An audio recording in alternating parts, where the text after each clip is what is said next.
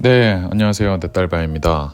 오늘은 새로운 얘기를 드리는 것보다는 예전에 이제 단편적으로 드렸던 얘기를 통합해서 드리려고 합니다. 자, 여러분, 만약 가만히만 있어도 돈이 들어온다면 그 돈 어디서 오는 걸까요? 이런 질문은 대체로 쉽게 대답하십니다. 에이, 그런 게 어딨어? 라고 하거나 뒤에서 어떻게 하고 있으니까 주는 거겠지. 어떻게 가만히 있어도 돈이 나와? 이렇게 하실 텐데 이상하게 비트코인의 만큼은 확실하게 적용을 안 시키는 것 같아요. 그래서 좀 얘기를 들어보려고 합니다. 요새 비트코인 현물만 좀 하시면 된다. 그러니까 알트 하지 말고 사팔 하지 말고 거래소에 두지 말고 그냥 비트코인 사서 개인 지갑에 잘 가지고 계세요.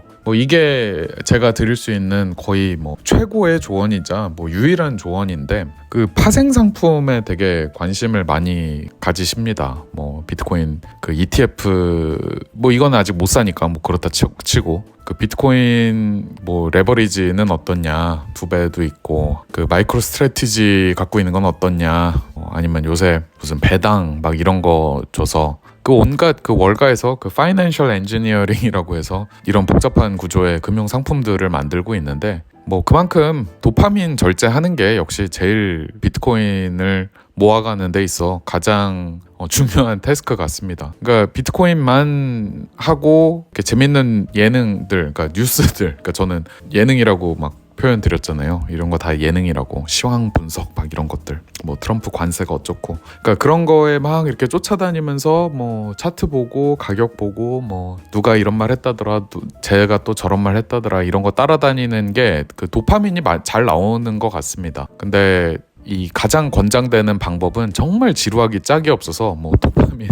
한 방울 하나 안 나오는 그런 활동이라 그런지 쉽지 않은 것 같아요. 그래서 대체 파생 상품을 그냥 하지 말라는 이유가, 하시겠다는 거를 제가 말릴 수는 없지만 전 이래서 안 합니다 하는 이런 이유가, Not your keys, not your bitcoin, 이 개인 키를 안 들고 있으면 제3자 리스크에 노출돼 있는 거다, 이런 의미도 있지만 지금까지 했던 얘기들을 종합해서 드려볼게요. 여러분들이 결국 어떤 진실에 마주하냐 하면 되게 클리셰지만 이제 공짜 점심 없는 거, 이 세상에 공짜란 없다, 여기에 결국 도달하시게 됩니다.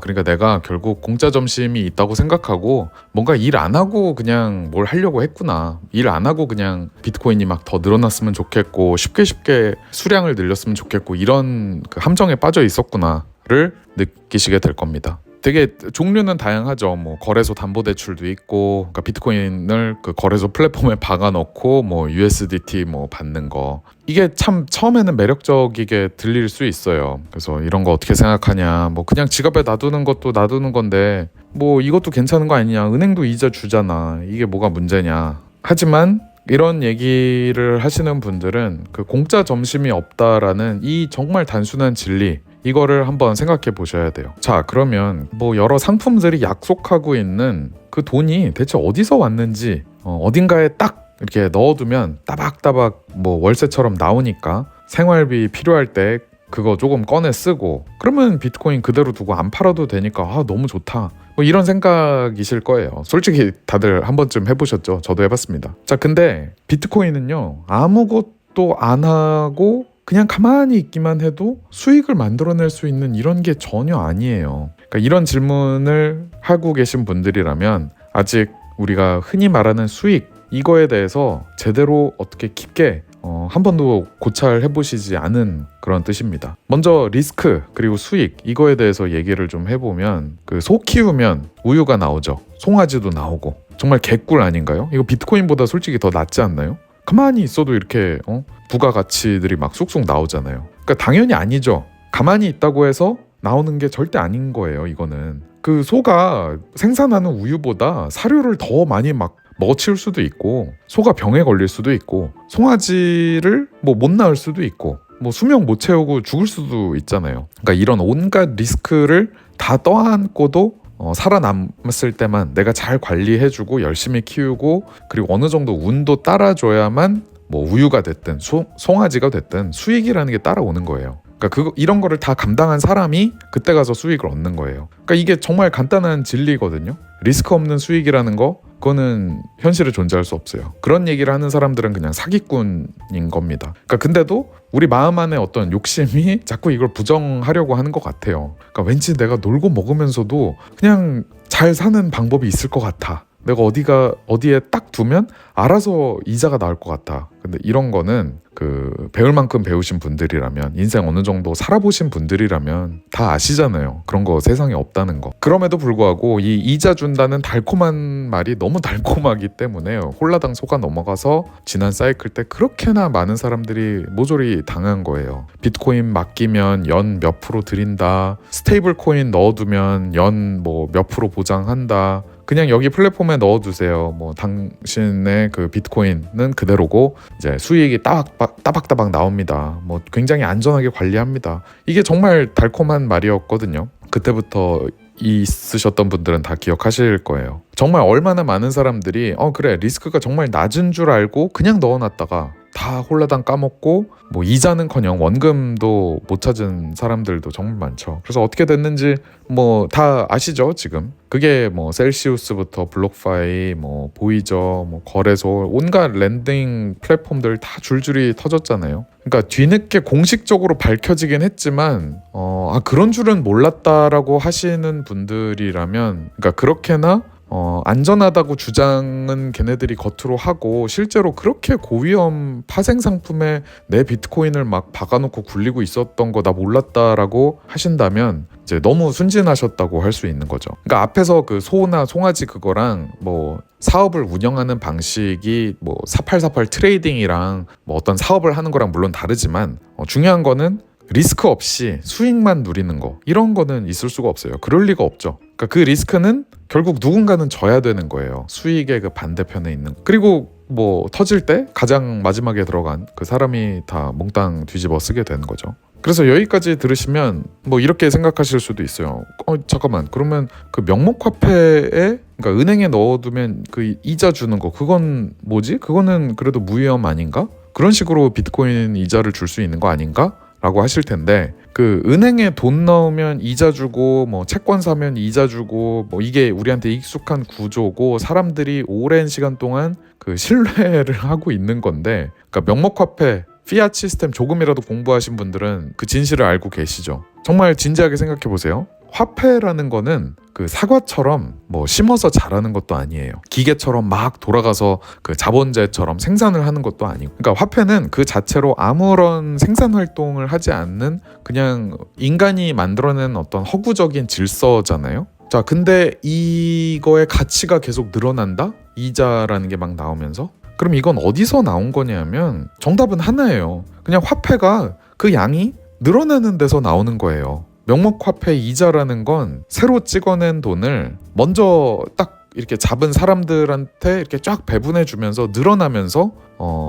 우리가 점점 더 부유해지고 있구나, 내 돈이 점점 늘어나고 있구나, 이런 착시인 거예요. 어떻게 보면 수익이라고 착각하고 받고 있는 거죠. 근데 누군가 이자를 받을 때마다 결국 그 명목화폐를 사용하는 모든 이들의 지분이 희석되고 있는 것 뿐이죠. 그러니까 남의 주머니에서 그냥 계속 빠져나오고 있는 거예요. 그 이자라는 게. 그러니까 아까 말씀드렸잖아요. 공짜라는 건 없다니까요, 세상에. 그러니까 화폐는 씨앗 같은 게 아니라서 뭐 땅에 묻는다고 자라는 것도 아니고, 근데 그게 막 뭐 자라는 것처럼 보인다면 그건 착시인 거죠. 스스로 그렇게 되진 않아요. 누군가의 지분을 조금씩 녹여서 그 이자 받는 사람한테 주고 있을 뿐이에요. 그러니까 남의 부를 이쪽으로 가지고 오는 거, 그거예요. 이게 명목 화폐 이자의 본질이죠. 그리고 솔직히 말하면 사과나무도 마찬가지입니다. 사과 하나를 심으면 그게 막 그 10개, 20개 막 수백 개의 사과가 되는 게 그 사과 하나로 되나요?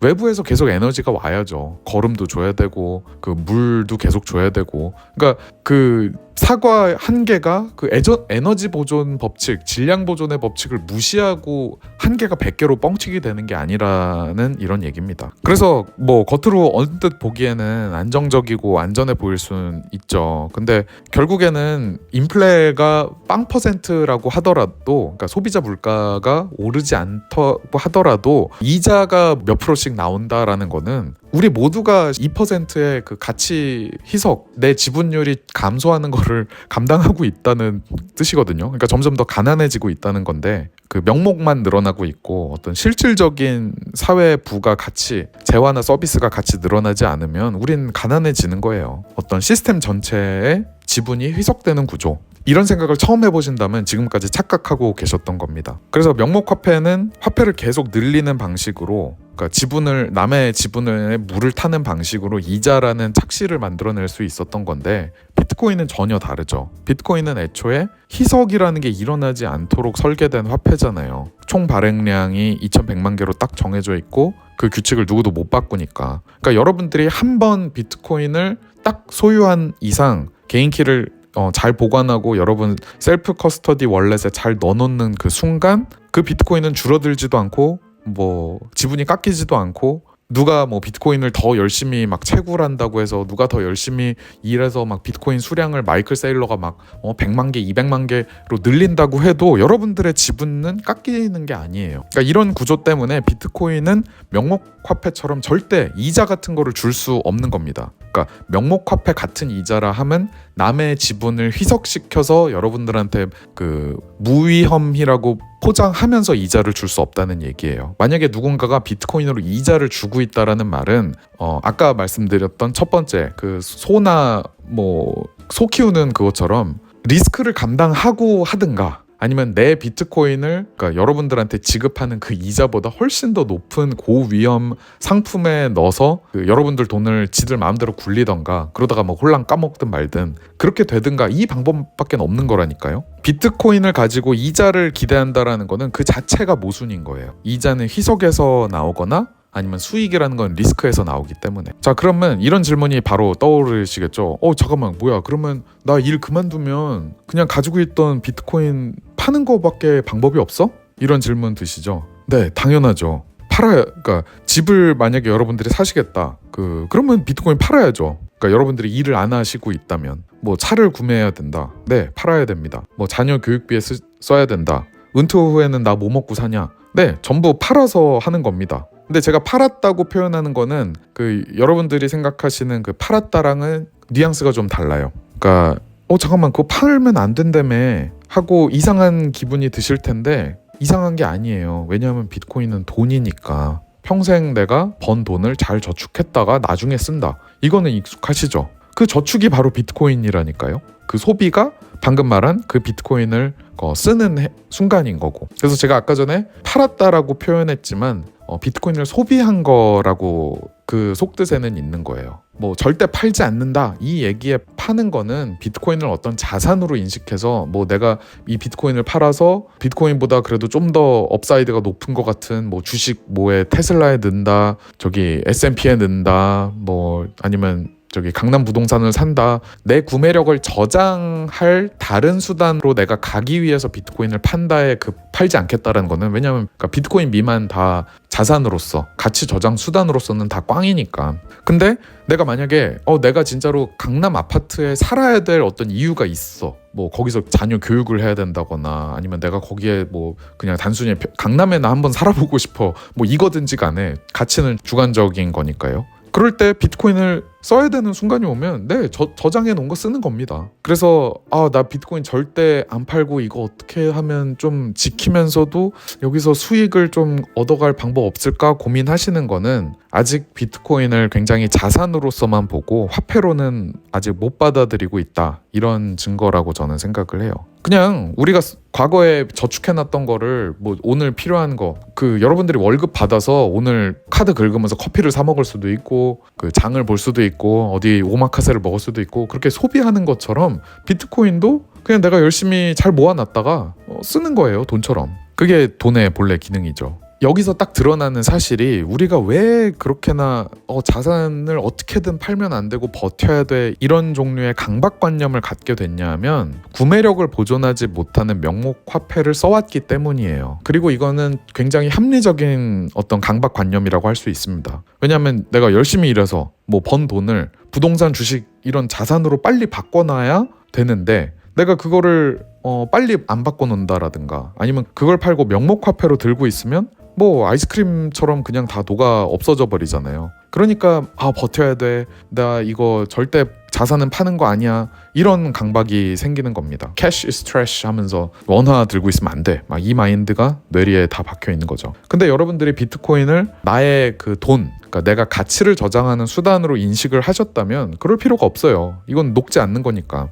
지금 일할 수 있을 때 젊은 시절에 열심히 땀 흘려서 일하고 가치 창출하고 소비 적절하게 통제해서 남는 것만 잘 저장해 두면 나중에 늙어서 조금씩 꺼내서 쓰면 되는 겁니다. 뭐 꼭 늙어서 그럴 필요도 없어요. 한 4년 전에 저축해 놨던 거 이번에 이사를 가야 된다, 가전을 바꿔야 된다, 그러면 조금씩 이제 깨서 쓰는 거죠. 그 부동산처럼 다 팔 필요도 없잖아요. 비트코인은 다 UTX로 쪼개져 있기 때문에 분할성이 너무 뛰어나기 때문에 그냥 조금씩 깨서 팔면 되는 거죠. 공짜 없다는 말 다들 기억하시잖아요. 내가 젊었을 때 일을 열심히 해서 미래로 보내놓은 부가 없으면 늙어서 소비할 자원이 없는 거랑 똑같이 그 반대로 내가 지금 일을 안 하고 있는데 마법처럼 뭐가 짠 하고 나타나서 부가 생기는 건 아니에요. 다 여러분들이 이전에 저축해 놓은 걸 지금 쓰는 거, 이거 말고는 방법이 없는 거죠. 이거 정말 단순하고 되게 자연스러운 거거든요. 근데 명목화폐라는 이 고장난 가치 저장 수단 때문에, 고장난 돈 때문에 우리가 이상한 강박관념을 가지고 있는 겁니다. 그래서 비트코인 가격이 뭐 떡상한다, 이게 진정으로 어떤 의미냐, 저는 어떻게 생각하냐면 이 비트코인의 가치 상승이라는 거는 단순히 뭐 원화로 표시된 가격이 뭐 1억이 됐다, 5억이 됐다, 뭐 10만 달러가 됐다, 50만 달러가 됐다, 이런 게 중요한 게 아니라 비트코인을 돈으로 인식하는 사람들이 점점 늘어난다는 뜻이에요. 비트코인의 가치 상승이라는 거. 그러니까 이런 생각을 하는 거죠. 그래, 내 구매력을, 그러니까 내가 지금 사회에서 창출하고 있는 가치, 이거를 여기다가 저장해 놓으면 희석될 리가 없겠군, 이런 생각을 하는 사람. 뭐야, 그리고 봤더니 뭐 누구의 허락이나 검열도 없이 저거 지구 반대편까지 언제든 그냥 보낼 수 있잖아. 그래, 내가 지금 하루하루 열심히 벌어서 여기다 잘 저장해놨다가 나중에 꺼내 써야지, 이렇게 생각하는 사람들이 많아지면 많아질수록 비트코인의 가치가 올라가는 거죠. 그렇게 되면 당연히 지금 여러분들이 1비트코인으로 교환할 수 있는 것보다 뭐 5년 뒤, 10년 뒤, 20년 뒤에 1비트코인이 더 많은 것을 교환할 수 있게 해주겠죠. 그 짤 있잖아요. 2010년에는 뭐 햄버거 하나, 2015년에는 아이폰 한 대, 2020년에는 뭐 테슬라 그 모델 3 한 대, 그리고 올해는 이제 테슬라 모델 그 X 한 대. 그러니까 이게 무슨 의미냐면 뭐 그냥 가격이 올랐다 이런 게 아니라 비트코인을 돈이라고 믿는 사람들이 많아졌다는 그런 뜻인 거죠. 그래서 비트코인을 갖고 뭐 이자, 뭐 여기서 나오는 어떤, 그러니까 그놈의 그 따박따박이 진짜 마법의 단어이자 정말 피해야 되는 단어라고 저는 생각합니다. 그러니까 그런 걸 바란다는 거는 그 희석되지 않는 돈에서 희석 구조에서만 가능한 걸 꿈꾸는 거예요. 그러니까 망상인 겁니다. 말이 안 되죠. 그러니까 나는 다이어트 안 하면서도 살 빠졌으면 좋겠고, 운동 안 하면서도 근육이 막 이렇게 붙어서 3대 500 쳤으면 좋겠고, 이런 생각은 다 뭐 저런 멍청한 생각을 하고 있어, 이렇게 받아들이시잖아요. 그러니까 돈도 똑같아요. 나 돈 갖고 있는 거 아무 데도 안 쓰고 그냥 늘어났으면 좋겠어, 말이 안 되는 거잖아요. 비트코인은 그런 구조가 아닙니다. 그럴 수도 없고, 그리고 돈인데 그럴 필요도 없죠. 그러니까 진짜 수익은 뭐냐, 여러분들이 여러분 그 가치를 창출할 수 있을 때 그 시간, 그리고 그 에너지를 잘 저장해 놓는 거, 그게 비트코인이 여러분들한테 주는 수익인 거예요. 미래에 아무 때나 지분 희석 전혀 없이, 물타기 없이 그대로 보존시켜서 할 수 있는 거잖아요. 그러니까 제발 그 이상한 코인 하지 마시고 비트코인만 좀 하시고, 비트코인을 막 트레이딩 하실 생각 하지 마시고, 어디단가 딱 박아놔서 뭐 따박따박 이런 거 바라지 마시고, 그냥 지갑 안에 잘 넣어놓고 그 누구도 이제 뺏어갈 수 없는 그런 형태로 여러분들의 시간을 지키시면 이기는 게임인 겁니다. 물론 도파민은 별로 안 나오겠죠. 그래서 다시 처음 얘기로 돌아오면 이게 결국 자기와의 싸움, 자기의 도파민 분비와의 싸움인 거예요. 비트코인을 지킨다는 그 싸움은. 네, 잘 아시겠죠? 물론 이럼에도 불구하고 이 영상에 분명히 댓글 달립니다. 그래도 뭐 더 예는 안 드리겠습니다만, 어떤 댓글이 막 달릴지 벌써 상상은 되긴 하네요. 네, 아무튼 뭐 좀 또 약간 잔소리 모드로 말씀을 드렸는데 한번 잘 생각해 보세요. 진짜로 그 공짜 점심은 없다. 물리 법칙을 여러분들이 거스를 수는 없습니다.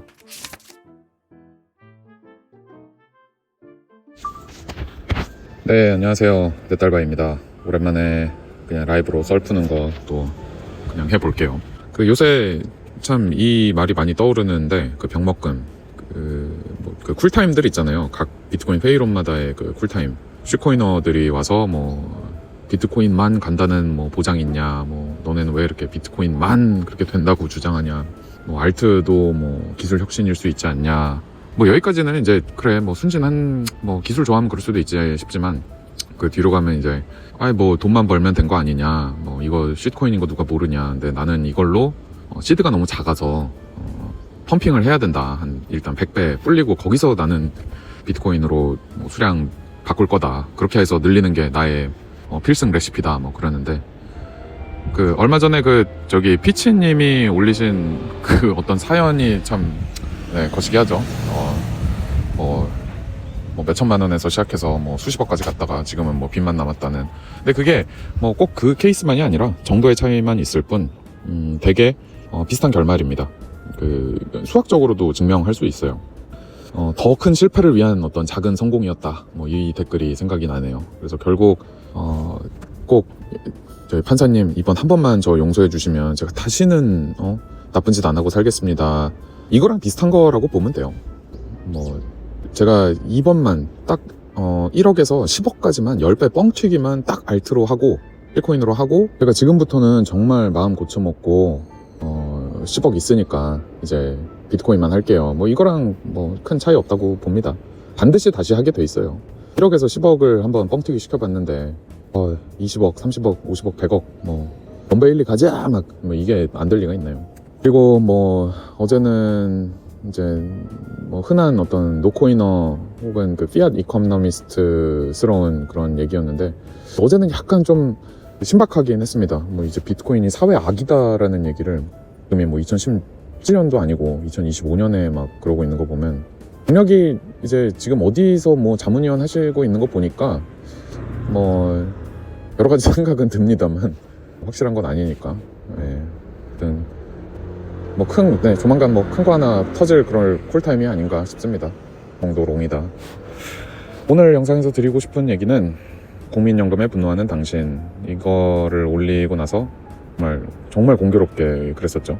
10초 만에 막 국민연금 개혁안 나와서 지금 나라가 시끌시끌한데 이거를 뭐 기성세대가 젊은 세대를 착취하는 거다 뭐 그렇게 말씀하시는 분들도 있고, 야 진짜 뭐 정말 그 세대는 진짜 문제 많다 막 이렇게 접근하시는 분들 있는데 그거에 대해서는 조금 약간은 다른 생각이 있습니다만 뭐 저는 기본적으로 이 모든 것들이 그 political theater, 이 정치 극장 놀이라고 생각하거든요. 그래서 그런 거에 너무 휘둘리지 않는 게 좋지 않을까. 누군가가 나타나서 제가 나쁜 놈이고 넌 지금 고통받고 희생받고 있는 거야, 어떤 특정인, 어떤 특정 집단 이렇게 가리키면서 얘기하는 어떤 내 마음을 막 자극하고 하는 거는 조심해야 된다, 이런 생각이에요. 뭐 저는 기본적으로 시스템의 문제라고 생각하는 편이니까. 그래서 아무튼 국민연금 더 내더라도 만약에 나중에 돌려준다면 손해는 아니죠. 인플레이션 반영 다 해서 주니까. 이거는 약간 온건하게 잘 써주셨는데 이거를 뭐 좀 공격적으로 표현하시는 분들은 트위터에서 뭐 국민연금이 뭐가 손해냐, 사업주가 뭐 반씩이나 내주고 그 나중에 다 돌려받는 돈인데 류부터 뭐 누구는 이제 당신이 내는 돈 당신 부모님이 받는다고 생각하면 마음 편하지 않냐, 뭐 이렇게까지 참 얘기하는 경우도 있고. 그래서 참 거대한 어떤 상대방이긴 하네요, 이 매트릭스라는 게. 이 질문에 대해서 뭐 간단히 답글을 드리긴 했는데 뭐 이런 거죠. 뭐 804님, 비미사님 다 비슷한 얘기 트윗으로 잘 해주셨는데 아주 직관적으로 귀에 딱 정말 쏙쏙 박히게 해주셨죠. 내가 10만원 내고 30년 있다 12만원 받는다, 아니 뭐 100만원 받는다라고 해볼게요. 10년마다 강대국의 통화, 그러니까 달러 같은 게 10년마다 2배씩 올라갑니다, 통화량이. 그러니까 즉 10년 지나면 반토막 나는 거예요. 좀 심한 데는 이제 3분의 1 토막 막 이렇게도 나죠. 그러면 원화가 정말 달러 수준이라고 해봤을 때 30년이면 2분의 1, 2분의 1, 2분의 1 해서 통화량은 8분의 1이 그 통화 가치는 8분의 1로 추락합니다. 그러니까 국민연금을 내가 10만 원 냈으면 30년 뒤에는 80만 원을 받아야 똔똔인 거예요. 그래서 중요한 거는 국민연금이 뭐 기금 운용을 잘해서 수익이 난 게 아니라 그러니까 진짜 똔똔으로 나한테 해줬을 때 80만 원을 받아야 정당하게 받는 거예요. 근데 물론 여기서 트릭이 하나 있죠. M2는 그렇게 7%, 8%씩 증가하지만 CPI는 이거를 이렇게 측정하지 않죠. 야, 뭔 소리야? 무슨 화폐 가치가 1년에 7%, 8%씩 떨어졌어.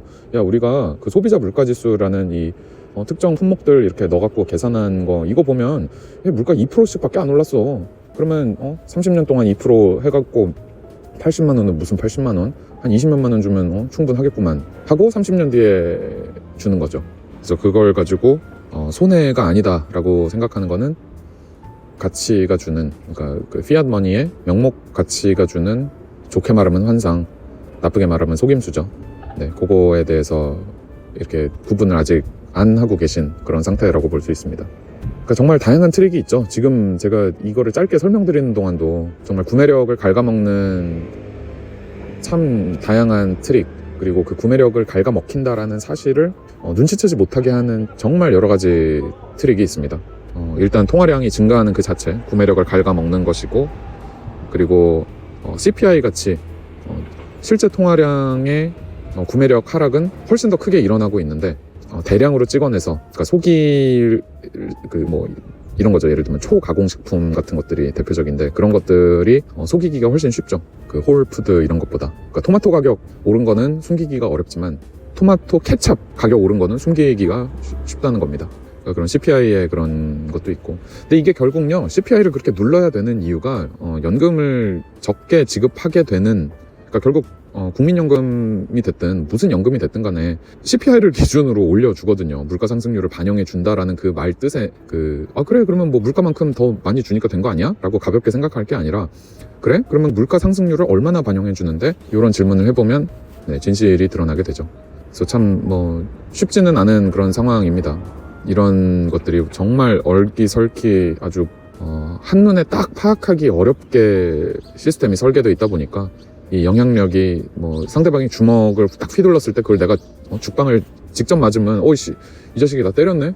이 나쁜 놈 봐라? 막 이게 되는데, 저기 멀리서 눈에 보이지도 않는 데서 휘두른 주먹이 막 1쿠션, 2쿠션, 3쿠션 이렇게 엄청나게 쿠션을 치고 갑자기 내 뒤통수를 때리거나, 아니면 정말 꼭 저기 로우킥 여러 번 막 때려가지고 상대방 쓰러뜨리는 것처럼 이렇게 정말 서서히 말라 죽여가다 보니까 쉽지 않죠. 그래도 코로나 이후로 저축하면 안 되고 투자를 해야 된다 이런 분위기가 본격적으로 만들어지면서 사람들이 많이 그래 이제 진짜 어떻게든 이 인플레이션을 내가 이겨내야 하는, 혹은 이게 정말 되게 문제가 있구나 하는 이런 인식이 많이 확대됐을 거라고 생각은 했는데 기대만큼은 아직은 아닌 것 같네요. 네, 아무튼 여러분들 잘 지키시고요. 정치꾼들의 정말 광대놀이에 너무 심취하진 마시고 스테이 험블. 네, 안녕하세요. 넷달바입니다. 참 혼란스러운 정국이죠. 결전의 날이다 이렇게 말씀하시는 분들이 있는데, 결과가 어떻게 되든 혼란이 가중되는 거는 그냥 필연이라고 생각합니다. 어느 쪽 패든지 간에. 그래서 이렇게 불확실한 시대에 힘없는 개인들한테 비트코인 같이 이렇게 확실하고 예측 가능성 있는 무언가가 존재한다는 게 참 의미 있는 것 같네요. 이거는 뭐냐면, 제가 예전에 재밌게 봤던 조조소라는 인터넷 드라마인데 288달러 75센트요. 아니 그럼 얼마야? 33만 2천 원쯤이요. 288달러가 33만 원이었던 시절입니다. 환율이 1150원 시절이었어요. 참, 진짜 저럴 때가 있었다고 싶죠. 불과 10년 전 얘기도 아닌데, 불과 몇 년 전 얘기인데, 어제 많이 회자됐던 영상 중에 현 재무장관, 그러니까 옐런 대신에 트럼프 행정부의 재무장관으로 임명된 그 스콧 베센트가 과거에 했던 발언입니다. 4년 내로 브레튼 우즈급의 거대한 Grand Economic Reordering, 그 경제 시스템의 어떤 재편, 글로벌적인 재편이 있을 거다. 나는 거기에 참여하고 싶다. 의미심장하죠. 그리고 지금 재무장관이 된 사람이 과거에 했던 얘기입니다. 뭐 이게 지금 뭔 얘기지 싶으신 분들은 그 제 여기 메인에 있는 영상 중에 그 브레튼 우즈 시스템이 그러니까 지금의 우리가 살고 있는 시스템이 브레튼 우즈 시스템이라는 그 경제 화폐 질서인데 뭐 레이달리오 요 시리즈 경제는 어떻게 움직이는가 변화하는 세계 질서도 좋고 특히 그 리날든의 돈과 은행은 어떻게 작동하는가 여기 있는 그 더빙 버전 한번 천천히 들어보시면 이런 과정을 거쳐서 지금 우리가 브레튼 우즈 시스템이라는 세계에서 살고 있구나 하면서 그 다음은 뭘까 이런 거를 좀 상상해 보는데 도움이 될 겁니다. 비트 도미 63%. 그러니까 그렇게 알트코인 하지 말라고 해도 뭐 할 사람은 끝까지 하겠지만 뭐 둘 다 그러니까 이중적인 감정이 다 듭니다. 이런 거 보고 있으면 그 비트코인만 하는 거에 대해서 이 어떤 신념을 되게 비웃고 욕하고 막 했던 인간들이 워낙 많기 때문에 고소하다, 깨소금 맛이다 싶으면서도 한편으로는 그러게 뭐 왜 해가지고 그런 거를 그리고 정말 더 어이없는 그 트윗도 있었어요. 그러니까 뭐 재단이 갑자기 그 APY 그러니까 이자율을 뭐 30몇 %에서 키포인트가 이겁니다. 우리의 의견은 듣지도 않고 갑자기 18%로 내렸다. 어떻게 이럴 수가 있냐 막 하는데 몰랐다고? 이런 그 알트코인의 본질이 이런 거라는 거를 그러니까 그 주인 없는 재단 뭐 창시자 이딴 거 없는 이런 더러운 어떤 POS 시스템 아닌 비트코인이나 많이 하면 많이가 아니지 비트코인만 하면 이런 아무 걱정도 없을 텐데 말이죠. 그죠? 그리고 역시 정치인한테는 그 어떤 것도 기대해서는 안 된다. 왜 새들이 저렇게 싸우고 난리야. 그 정치인들한테는 정말 아무것도 기대해서는 안 된다. 이런 생각이 더 강해지는 게 그 정말 그 정치권 뭐 국회의원 포함해서 그 어떤 내가 좀 정치에 발 담그고 있다라고 하는 그 어떤 인간도 CBDC에 대해서 문제 삼고 있지 않는 걸 보면 그리고 그 열심히 언론 마사지 하고 있는 거 보면 이제 막 디지털 금융 패권이다 뭐다 그리고 뭐 CBDC가 뭐 중국 거라는 그 가짜 뉴스가 뭐 누구 팬카페 극우 팬카페를 중심으로 뭐 퍼지고 있다 뭐 이런 그 내러티브 통제에 막 들어가고 하는 거 보니까 진짜 그러니까 그런 생각이 들어요. 결국 그 저는 이제 정부 관료나 정치인이나 뭐 이런 이 둘을 굳이 그렇게 분리해서 보진 않아요. 결국에는 자기가 이렇게 배운 거 그러니까 학교에서 배웠든 뭐 삶의 현장에서 배웠든 자기 머릿속에 있는 어떤 멘탈 모델을 이 거대한 사회에다가 직접 실험해 보고자 하는 그 사회 실험에 되게 이제 야망이 있는 사람들이거든요.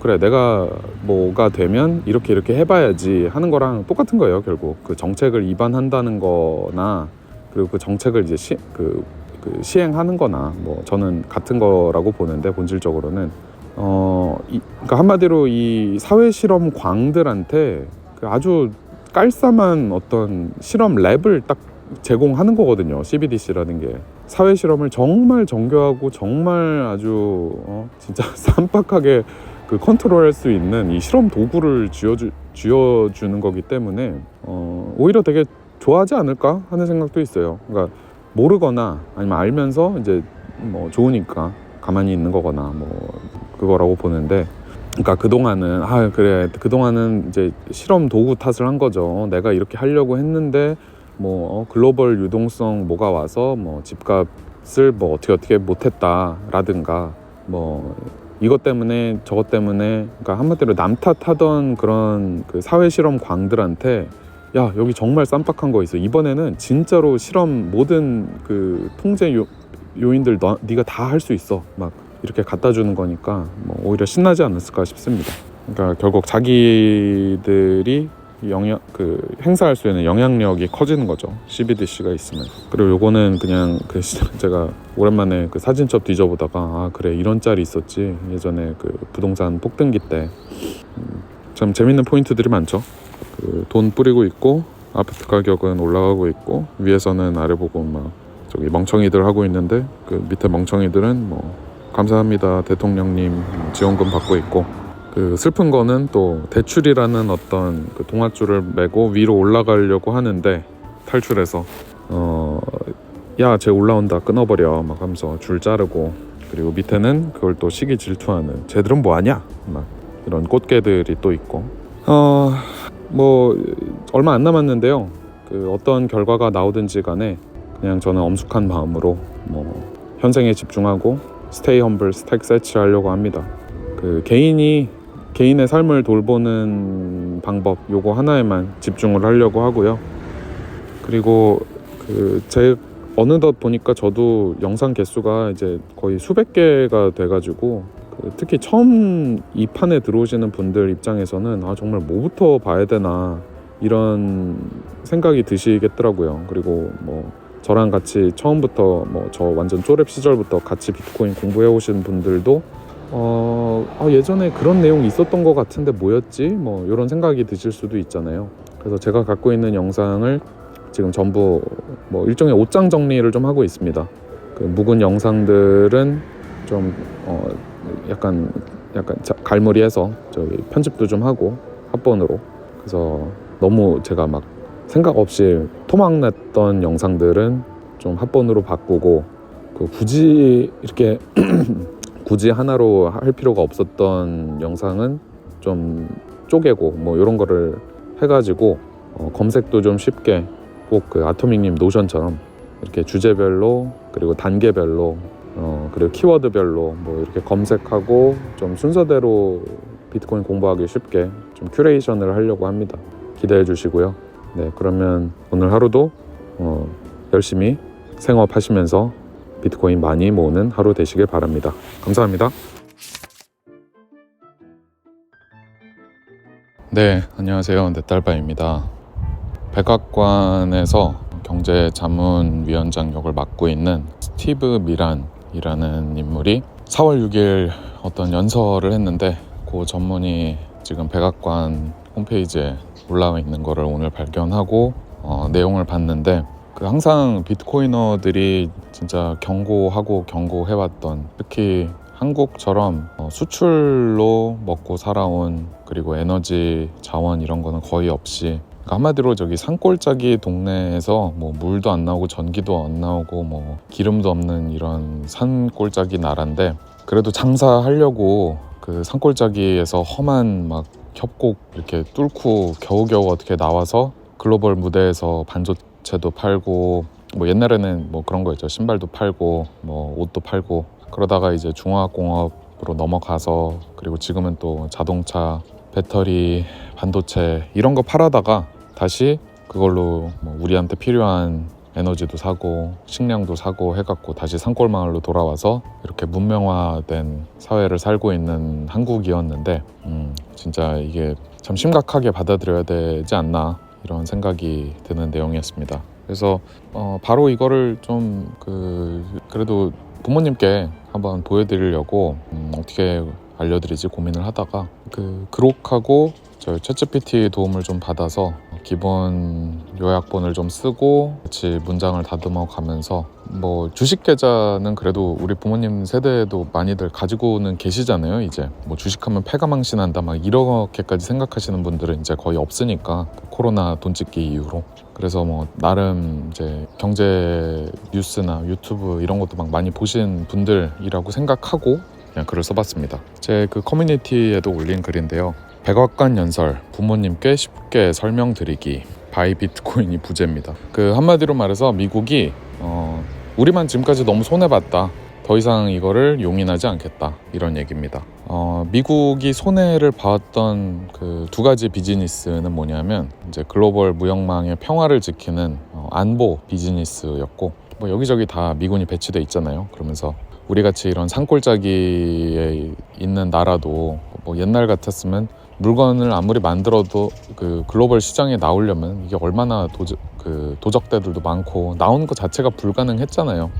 근데 인프라를 쫙 깔아준 거죠. 산골짜기에 살고 있는 우리나라도 이런 글로벌 무역이라는 이 거대한 시장에 참여할 수 있게, 그래서 거기다가 반도체 팔고 이제 석유 사갈 수 있던 건데, 그래서 그게 첫 번째, 그러니까 안보 비즈니스, 세계 평화를 지키는 거. 그리고 그 달러 수출 비즈니스라고 보통 그 비유해서 표현하는데, 한마디로 달러 프린터기를 계속 돌리면서 다른 나라들이 달러를 공급받아서 그거를 기축통화 무역 결제로 쓸 수 있도록 했던 거죠. 근데 그 덕에 우리가 안보 제공하고 이렇게 기축통화라는 걸 제공해서 그 덕에 다른 나라들은 되게 잘 먹고 잘 살고 있는데, 이제 우리한테는 별로 이제 실효가 별로 없는 것 같다, 돌아온 게 별로 없는 것 같다, 이런 얘기입니다. 그러니까 너희도 이제 그러니까 공공재라는 표현이 나오는데, 우리 미국이 제공해온 이 두 가지 안보 비즈니스와 기축통화, 이거는 공공재, 그러니까 공짜가 아니다.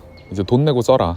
우리 호구짓 그만하겠다, 이거죠. 그래서 미국 물건도 좀 사고, 니네만 그렇게 니네도 관세 내려, 미국 물건에 대해서. 그리고 미국에 공장 지으라는 건데, 그러니까 한마디로 그 한국 너네 뭐 일본 너네 뭐 반도체 팔고 자동차 팔아서 그 니네 환율 방어한다고 그 외환 보유고로 달러 막 이렇게, 그러니까 금융자산 그만 사, 주식, 채권 이런 거 그만 사. 그래갖고 달러 강세 억지로 유지시키면서 니네 환율 떨어뜨려갖고 그 수출 경쟁력 유지하는 거 내가 모를 줄 알아? 지금까지 용인해 왔어. 이제 그거 그만해. 그럼 그 달러 벌어서 미국채 사지 말고 뭐 하라는 거냐? 공장 지으라는 거죠. 미국 실물 경제에 투자하라는 겁니다. 그래서 어떻게 보면 이제 얌체짓 같은 거를 하고 있다고 생각을 하는 건데, 니네가 핸드폰 만들어서 반도체 만들어서 그거 팔아다가 달러 벌고 그걸로 우리한테 다시 우리 물건을 사든가 우리 실물 경제에 투자하든가 해야지, 그거를 주식 쓸어가고 채권 쓸어가고 하면서 니네 통화 약세 유지시키고 수출 경쟁력 유지하고, 그 덕에 우리는 계속해서 이제 도저히 감당할 수 없는 이런 부채 늪에 빠져 있고, 그리고 그 세계 평화 유지하느라 우리 그 미국 애들이 다 죽어나가고 있고 세계 곳곳에서 더 이상 이거 안 해, 이 얘기인데, 근데 물론 뭐 미국이 손해 봤다고 할 수는 없죠. 뭐 그 덕에 그 지금까지 그 패권국으로서 하고 싶은 거 다 하면서 살았으니까. 근데 이제 뭐 이거 의미 없네 이렇게, 그리고 영원하지도 않네, 이런 게 그 끝이 있었던 그 다 아시죠? 그 트리핀 딜레마라는 거. 그래서 거기에 이제 그 부작용이 정말 극에 달해서 지금 어떤 유효기간이 다 달아있는 그런 상태인 겁니다. 그래서 이제 한국 같은 나라는 지금까지 한마디로 이 방위 우산 아래에서, 그리고 기축통화 질서 아래에서 되게 꿀을 빨아왔던 거예요. 근데 한국이 꿀을 빨았다는 거지, 한국인들도 꿀을 그만큼 빨았느냐, 그거는 조금 다른 얘기이긴 합니다. 왜냐하면 어쨌든 그 원화를 찍어 누른다는 게 결국 그게 국민들의 그 구매력을 희석시킨 거니까, 구매력을 뺏어간 거니까 점점 더 이제 국가가 부유해지는 만큼 국민들은 그만큼 부유해지지 못한 거죠. 아주 극소수 이 머니 프린터의 게임 법칙을 이해한 사람들만 뭐 강남 아파트로 대표되는 그런 자산에 자기 구매력을 잘 묻어놔서, 그리고 빚 잘 내서 적절한 시기에 투자를 잘한 사람들 아주 극소수 말고는 대부분은 꿀을 빨았다고 보기는 어렵고, 그래서 어쨌든 그 이 질서, 그러니까 우리나라 같은 산골짜기에서 그동안은 도적대들, 그리고 길이 너무 험해서 글로벌 무역 시장에 나와서 장사하기 되게 어려워서 막 진짜 아주 미개하게 문명화되지 못한 상태로 푸세식 화장실에서 뭐 물도 못 내려가면서 똥 싸던 우리나라 같은 이런 변방의 국가도 미국이 제공해준 그 두 가지 안보와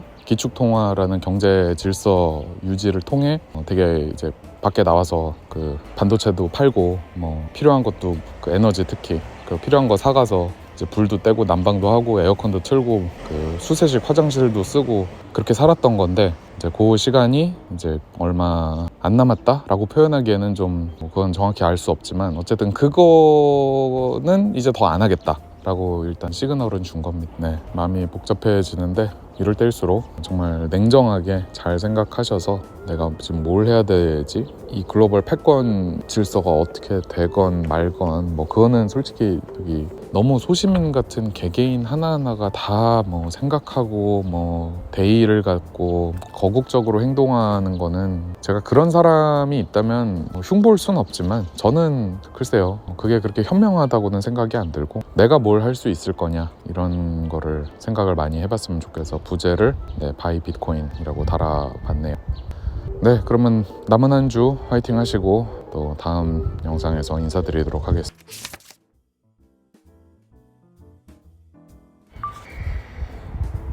네, 안녕하세요. 넷달바입니다. 또 산책 중에 그냥 프리스타일로 뭐 한번 씹으려 보겠습니다. 이 영화 아시죠? 관상. 송강호, 김혜수 등등 나왔었죠. 제일 마지막 장면에 참고로 저기 혹시 송강호가 또 좌파 배우라고 또 싫어하시는 분 계실까봐 미리 말씀드리면 저는 그냥 저기 영화 스토리만 얘기 드리는 겁니다. 저도 좌파 싫어해요. 근데 좌파 인물을 싫어하는 거라기보다는 우파도 마찬가지. 그쪽 이념을 싫어하는 겁니다. 그러니까 되게 현실적이지 않아서 되게 꿈나라에 사는 너무 나이브해서 우리가 이렇게 다 같이 잘 먹고 잘 살 수 있는 그런 아름다운 그런 세상이 있을 거다. 그러니까 일종의 어떤 피터팬 신드롬에 빠져 있는 동화 세계에서 아직 벗어나지 못하고 작업 증명이라는 거에 대해서 진지하지 않은 거.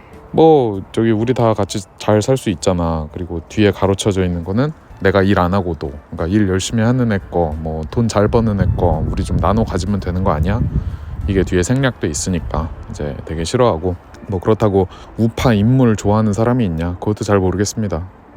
제가 늘 말씀드린 것처럼 현실 정치에는 좌우 우리가 알고 있는 그 개념은 없어요. 그냥 다 저기 인기몰이 퍼퓰리스트들만 있을 뿐이지. 그래서 아무튼 이런 대사가 있죠.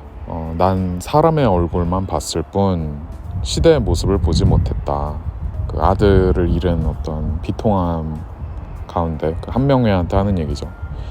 시시각각 변하는 파도, 그러니까 관상 한 명 한 명의 관상은 아주 기가 막히게 잘 봤지만 파도를 만드는 건 바람인데 말이요. 그러니까 자기가 바람을 못 봤다는 시대의 모습, 그러니까 거대한 이런 거를 못 보고 나무만 봤다는 거죠. 숲을 못 보고 이 거대한 흐름이 지금 어디를 향해 가고 있는지. 수양대군의 관상은 이렇고 김종수 장군의 관상은 이렇고 이런데 지금 세상이 어떤 걸 원하고 있는지 이런 거에 대해서는, 그리고 어디로 흘러가는지 이런 대세에 대해서는 깊은 고민이 있었든 없었든 그건 못 봤다는 얘기죠. 이래서 참 시황러들은 변동성을 참 좋아할 수밖에 없습니다. 변동성이 없으면 할 말이 없거든요. 일종의 예능 프로를 막 구성을 해야 되는데 예능으로 쓸만한 재료가 없는 거예요. 이번에도 또 기가 막히게 역시 버티는 듯 싶다가 나스닥이랑 똑같이 움직이네. 트럼프가 또 이제 다른 나라 다 유예했더니 또 어떻게 되고 어쩌고 저쩌고 하는데 5년 있다가 생각해보면 진짜 우리 10년 전, 5년 전, 심지어 작년, 재작년 이런 얘기 기억하세요? 어차피 이 정말 거대한 글로벌 현상 앞에서는 우리가 지금 보고 있는 이거는 다 그냥 시시각각 변하는 파도일 뿐이에요. 바람이 아니라. 나중에 가면 진짜 다 의미 없어질 어떤 잔 파도인데 엔터테인먼트로 즐기는 거는 오케이. 예능이라고 생각하시면 좋은데 저는 그래도 경계를 하는 편입니다. 그런 예능거리들이 결국 도파민을 막 이렇게 분출시키거든요. 그러면서 내일이 되면 또 재료를 찾으면서 또 시황을 듣습니다. 오늘은 또 없나, 오늘은 또 재밌는 거 없나 하면서. 근데 그게 저 같은 경우에는 별로 도움이 안 되더라고요. 현생을 집중해서 살고 비트코인을 더 모으고 비트코인의 가치에 대해서 더 깊이 탐구하는 데에는 별로 도움이 안 되더라. 그런 얘기입니다. 정말 한 사이클 21만 블록 4년 정도라고 하죠 우리가. 그게 제가 생각하는 어떤 최소 시야 범위인 것 같아요. 그리고 아무리 적게 잡아도 4년이고 조금 적게 잡는다 싶으면 10년, 그리고 평생이지 않을까. 그러니까 저는 주변에 얘기할 때 이거 그냥 연금이라고 생각해라.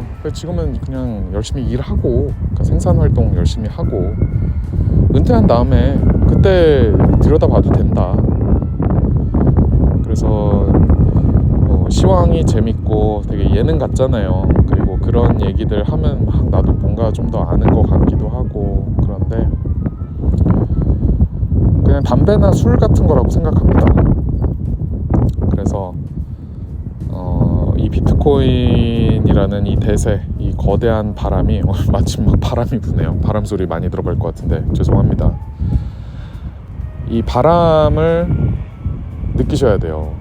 이게 지금 어디로 거대한 게 흐르고 있는지.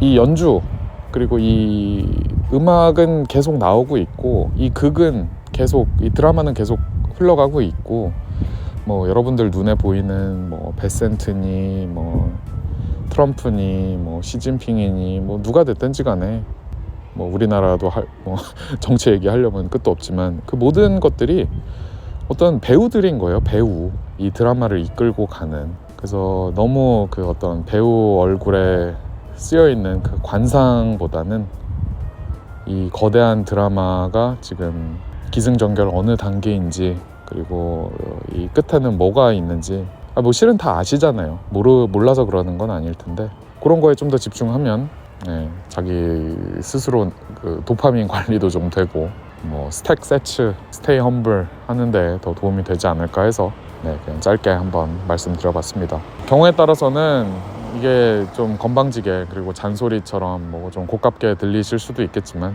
뭐 양해 부탁드리고요. 그리고 어차피 뭐 제 채널이잖아요. 저도 하고 싶은 말 그냥 하는 거죠. 이렇게 프리스타일로. 오늘 저녁 마무리 잘 하시고, 금요일 하루 지나면 또 주말이잖아요. 다들 힘내시고. 주말에 저기 오랜만에 프리미어 영상 한번 같이 보죠. 저기 소프트웨어 풀 버전이나 아니면 왜 그들만 부자가 되는가 풀 버전, 거의 해보니까 마지막 편 2시간짜리던데, 그거 일요일 아침이나 뭐 그때 한번 같이 프리미어 영상 보면서 뭐 채팅도 하고. 네, 안녕하세요 여러분, 넷달바입니다. 어제 만트라인지 뭔지 시코인판에서 또 아주 어처구니 없는 일이 일어났었죠. 오프라인에서 뭐 서밋하는 날에 뭐 새벽에 러그풀 발생해가지고 완전 루나처럼 가루가 된 코인인데, 뭐 어찌 보면 그냥 항상 있던 일이기도 합니다. 뭐 어처구니 없지도 않을 수도 있죠. 그냥 똥코인이 똥코인 했다, 알트가 알트 했다, 뭐 이런 건데, 그 뒤에 일어나는 일들 보니까 뭐 레퍼토리도 너무 뻔하고, 뭐 재단이 되게 노력하고 있습니다, 뭐 우리가 그렇게 덤핑한 건 아닌데요, 뭐 혹시 내부적으로 한번 조사해 보겠습니다, 알아보겠습니다, 뭐 이런 개소리를 또 하고 있죠.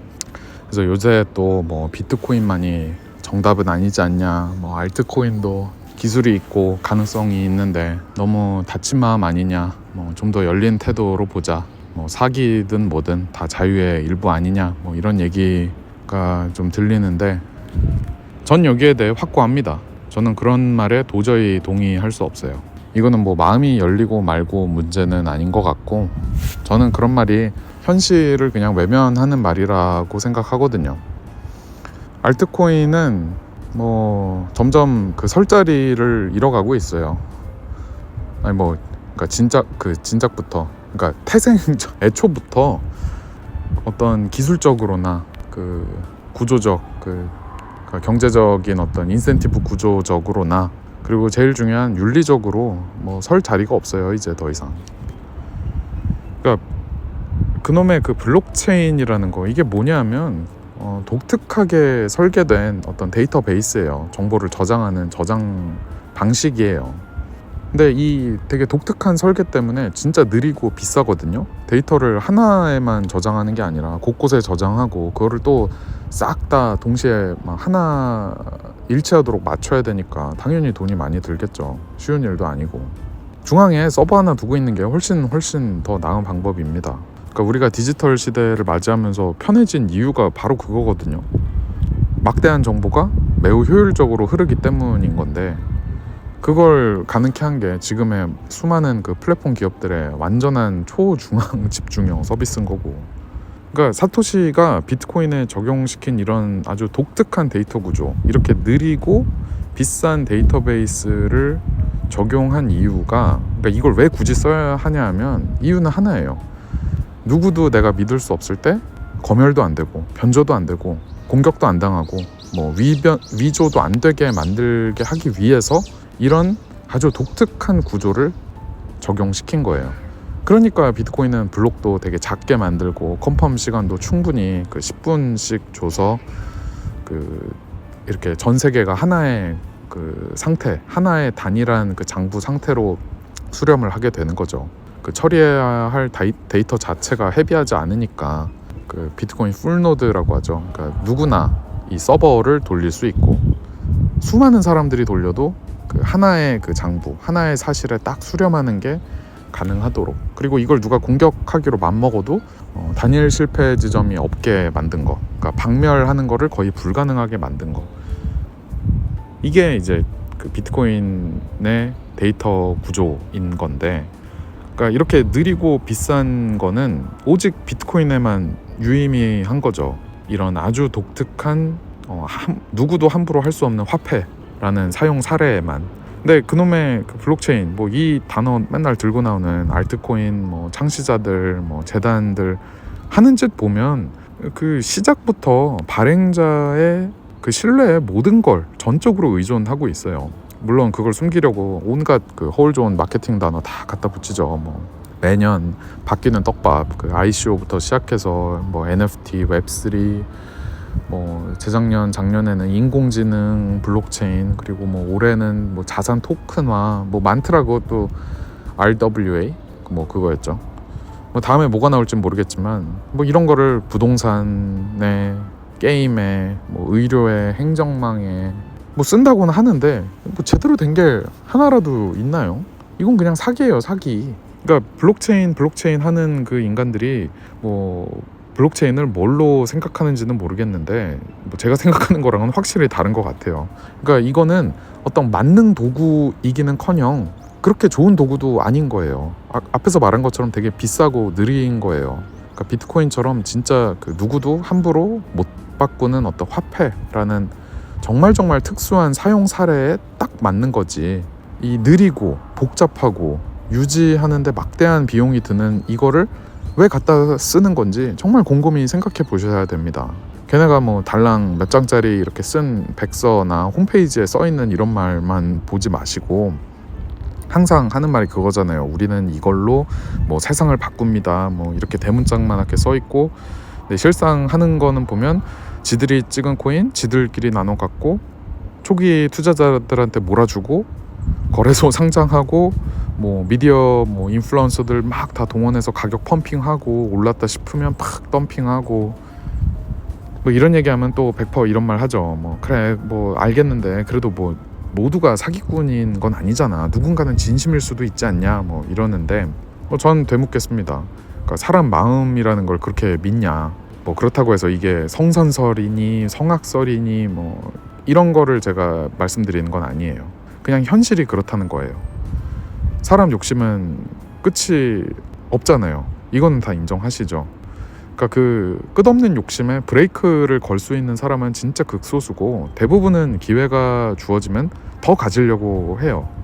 저도 그렇고 여러분들도 다 그럴 거예요.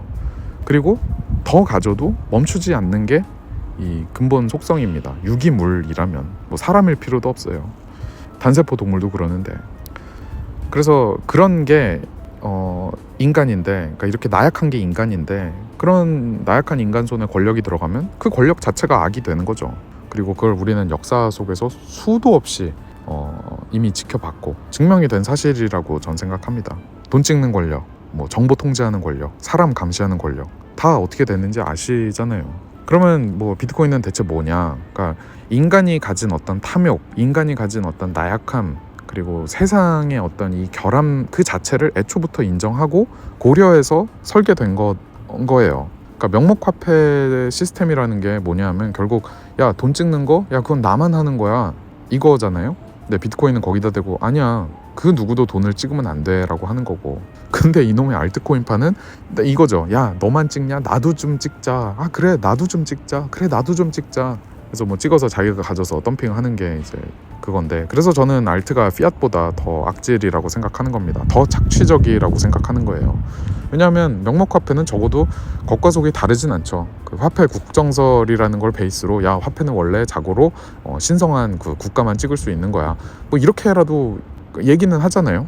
근데 알트는 뭐 겉으로는 맨날 뭐 탈중앙화냐 뭐네 하지만 실상은 항상 내부자들이 다 쥐고 흔드는 구조인데, 그러니까 그래서 저는 알트코인이 명목화폐보다도 더 교묘하고 더 무책임하게, 그리고 그 호구들을 더욱더 아주 착취하는 그런 구조라고 생각합니다.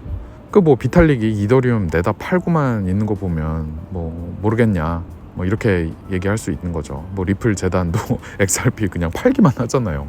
그러니까 그거 보면 뭐 알아야 되지 않나? 저는 이런 생각이 드는 거죠. 그러니까 비트코인은 야 이제부터는 아무도 돈 찍지 마, 이런 선언인 겁니다. 그리고 더 중요한 거는 그 선언을 아무도 뒤집을 수 없게 만든 거고, 그래서 저는 뭐 솔직히 말하면 뭐 다양성 인정하자, 알트코인도 좀 열어놓고 보자 이런 얘기에 뭐 화가 나기보다는 좀 코웃음 치는 편이에요, 솔직히 말씀드리면. 왜냐하면 저는 그거를 정말 순진한 거라고 정말 단언할 수 있거든요. 뭐 선한 사람도 세상에는 많아, 그런 사람들에게 권력을 준다면 선용하게 될 거야, 뭐 이렇게 들리거든요. 저는 뭐 현실 결과는 뭐 알트 재단은 항상 거머리들처럼 피 빨아서, 호구들 피 빨아서 자기 배 불리고, 그 반대편에서는 피해자들 생기고, 뭐 심지어 누군가는 자기 인생을 통째로 걸고, 뭐 자기 인생만 걸면 다행인데 가족들 인생까지 걸어서 그 구렁텅이에 막 들어가고 뭐 다 잃기도 하고, 이런 거를 열린 마음으로 바라보자? 뭐 저는 못하겠습니다. 그 사기를 비판하는 거는 저는 자유를 억압하는 게 아니라고 생각해요. 무슨 다른 생각을 존중하지 않는 거다, 저는 그렇게 생각하지 않습니다. 오히려 그 사기를 콜아웃 하는 거는 어떤 자유와 어떤 최소한의 존엄을 지키기 위한 거라고 저는 생각해요. 내버려 두는 게 더 자유로운 태도? 저는 방임이라고 생각합니다. 그래서 좋은 사람들한테 뭐 힘을 잘 맡겨두면 세상이 잘 돌아갈 것이다, 뭐 이렇게 믿는 거는 뭐 전 너무 순진한 발상이라고 봐요. 모두가 사이좋게 뭐 하하호호 살 수 있는 세상? 저도 그랬으면 좋겠는데요. 뭐 싫다는 거 절대 아니고, 근데 불가능하다니까요. 그런 게 세상 이치였으면 애초에 비트코인은커녕 피앗 시스템도 뭐 이런 형태로 존재하지 않았을 거예요. 필요도 없었을 거고, 법과 그런 게 왜 필요해요. 대중들이 공짜 안 바라고, 정치인들이 표팔이 안 하고, 정부가 스스로 절제하고, 은행들이 투명하고, 그러니까 인간이 만약에 이렇게 스스로 절제할 수 있는 존재였다면 이런 시스템이 왜 필요했겠어요. 다시 말씀드리지만 비트코인은 이 모든 건 불가능하다, 이거를 인정한 시스템인 거예요. 이 세상의 어떤 결함, 인간의 나약함을 아주 똑바로 바라보는 그 결과인 거죠. 그래서 야 이거저거 다 해봤는데 역시 인간은 믿을 게 못 됐네, 인간한테 맡기지 말자, 그냥 아무도 건드릴 수 없게 만들자, 그게 강한 어떤 권력이면 권력일수록, 그리고 그게 화폐 발권력 같은 거라면 더더욱 맡기지 말자, 이런 게 비트코인인 거죠. 그래서 사기를 묵인하는 거, 사기를 마음대로 이렇게 막 할 수 있게 놔두는 거, 전 그게 자유라고 생각 안 합니다. 오히려 그런 사기를 들춰내고 비판하고 그리고 거부하는 거, 저는 그게 우리가 자유를 지킬 수 있는 방법이라고 생각해요.